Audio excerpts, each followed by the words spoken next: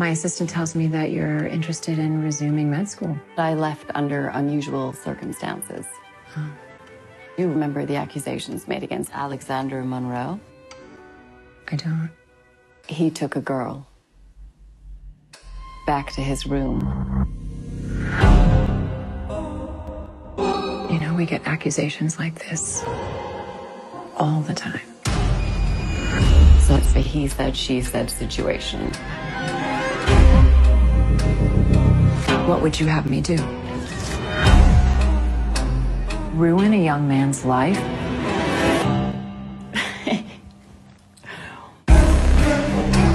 Was it reported? Yes. Do you know who she spoke to? You.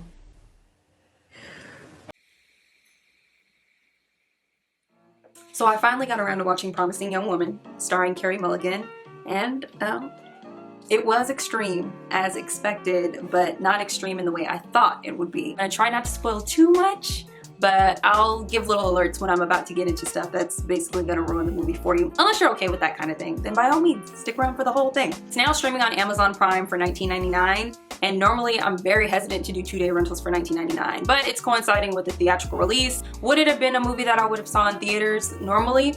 It was like a 50-50 chance I would have went and saw this movie. So the fact that we're in lockdown right now and might be getting out of lockdown soon, I'm gonna keep my ass at home, to be honest with you.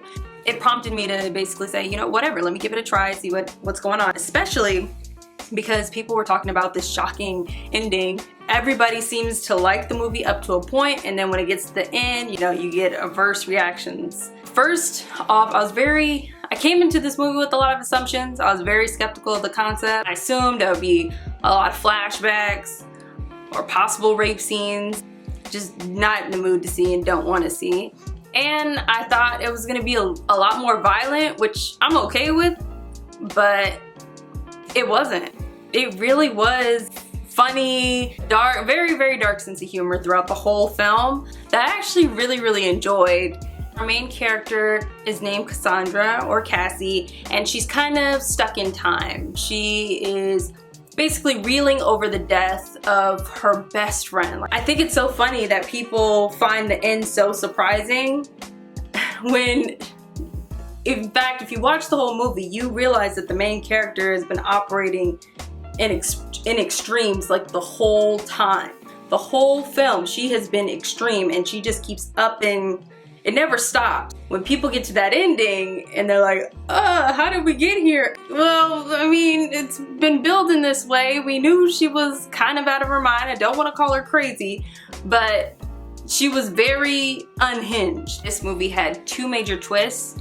One twist, I feel like you can expect, you can see coming. The second one, you do not see it coming. It is brutal, but it hammers home the point that I feel Cassie was trying to make this whole film, which is basically that the only way people can see how extreme the incident was that happened, the only way people could understand how extreme that is by basically experiencing it themselves. So when we get to the end where she finally confronts Al, his life has went on without a hitch just fine, whereas Nina's life, I mean, she basically kind of lost her own sense of identity, and we just have to assume that it went so terribly for her, like just the opposite trajectory, that's what drove Cassie to be so passionate and so stunted by everything that went on. So, of course, we're being set up for Cassie to confront Al eventually at the end, and that ending is something else. And it did shock the hell out of me. But it needed to happen. It needed to happen in order to make our main character Cassie the martyr.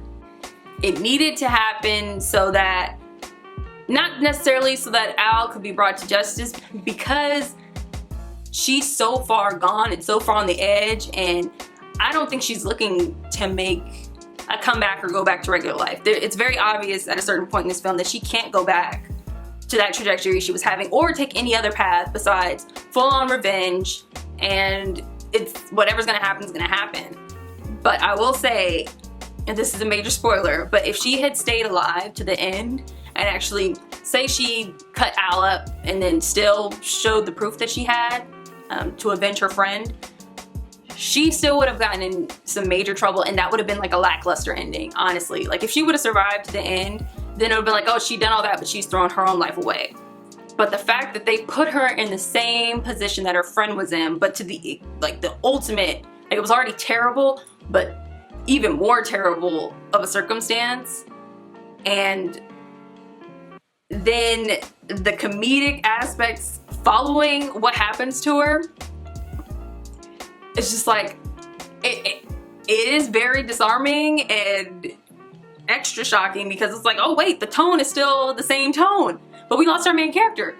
So I can understand why people are just kind of pissed, but I understand for the sake of the film why it had to go down that way, in a sense. No, it would have lost some of the punch if she would have stayed alive, but the fact that she did a lot of the airing out, like post-mortem, I think it made it brilliant.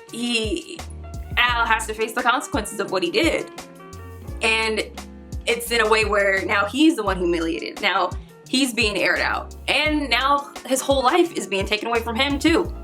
So it's definitely a full-on revenge tale, eye for an eye. And the person seeking vengeance, they're not always gonna survive, but their vengeance will be felt. I hope I didn't spoil too much for you, and I hope you still watch it, even if you did see the spoilers. Whether you do rent it on Amazon for $19.99 for 2 days, or if you decide to just wait and see when it comes to some streaming services, I'm sure it'll come out somewhere for free or for a reduced price sometime soon. But needless to say, I think it was a great movie, and it was very refreshing and just something new. And I mean, I didn't expect that much.